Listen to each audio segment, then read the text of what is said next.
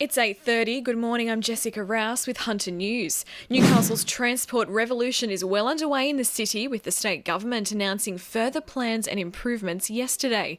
The government announced changes to the heritage-listed store building, wire-free technology for our light rail and 30 affordable housing units to be built on the former rail corridor. MP Tim Krakenthorpe says there are still many things the government need to do, particularly parking. If the amount of people the government expect to use public transport do use it, there's nowhere near enough. The government still needs to reveal where commuters will be able to park at the interchange. And unless they're right on this line, I don't think the number of people that they're projecting will be going on it. I mean, good public transport needs to be safe and close and accessible, and we need to expand this light rail if we want to get that sort of accessibility. Residents of McKeachie's Drive in Aberglasslyn are urging drivers to slow down and stop recklessly driving through the estate, putting lives at risk. Many residents say the 50km/h speed zone seems to be a race to see who can hit 80 kilometres first, and many don't let their children play in their front yard, fearing a car could mount the curb at any moment. The growing sea of traffic from motorists dodging peak hour on the New England Highway is leaving residents with little choice but to leave home before 8:30 if they want to avoid it. It's hoped the rezoning of 300 hectares of land at Black Hill will lead to around 1,000 new jobs for those in the Lower Hunter. A Hunter freight hub and industrial precinct is in the works for the area, with planners giving it the green light to divide up the area into 200 hectares for industrial works and the remainder for rural living and environmental conservation. The site was chosen mostly because of its location at the nexus of major highways. The overgrown state of Maitland's median strips along main roads is a problem the council want to see change. Currently, the RMS is in control of maintenance along the highway running through Maitland, which is continually overgrown with hip-height grass and weeds. The RMS are unable to upkeep the median strips consistently, and Maitland councillor Philip Penfold says enough is enough. He says it's an issue the state government needs to address. Now that this new government's in place, it doesn't seem to me that they've allocated additional resources to it. I think the people that take care in detail in our city are the council, and I think it's a role that's better suited for the council to take on. I think the RMS should adequately fund us to do that, and then we take on that role and make sure that the city is kept to a beautiful standard, as the residents of Maitland expect.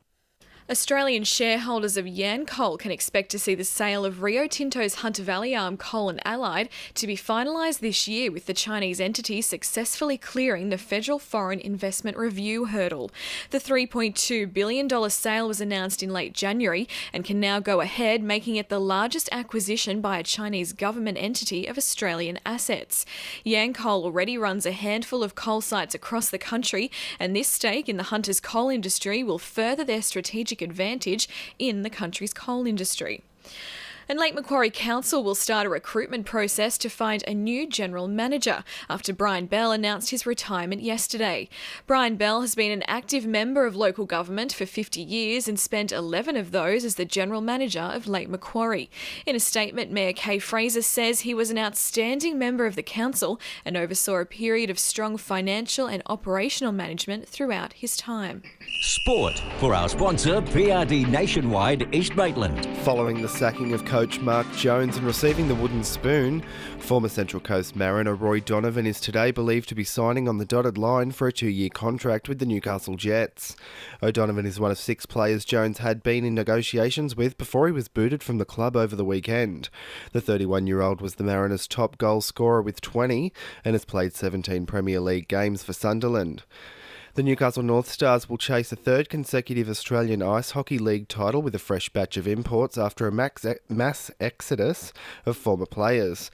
Last year's league-leading scorer Connor McLaughlin, goaltender Dane Davis and fellow imports Scott Swiston and Brendan Greenside all left the club, but coach Andrew Petrie says his local players will hold the key to the club's fortunes.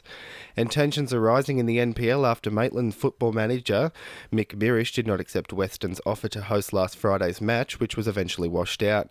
Drainage problems at the ground and ultimately showers have led to all of the Maitland's home games being washed out as the NPL approaches round 7. Bears coach Steve Piggott was critical of the decision and says he was disappointed no attempt was made to move the game to a later date over the long weekend. That's sport. I'm Jarrod Melmeth. And the winning numbers in Oz Lotto are 42, 13, 33, 44, 39, 29 and 27, and the supplementaries are 15 and 31. 2NURFM news time is 25 to 9.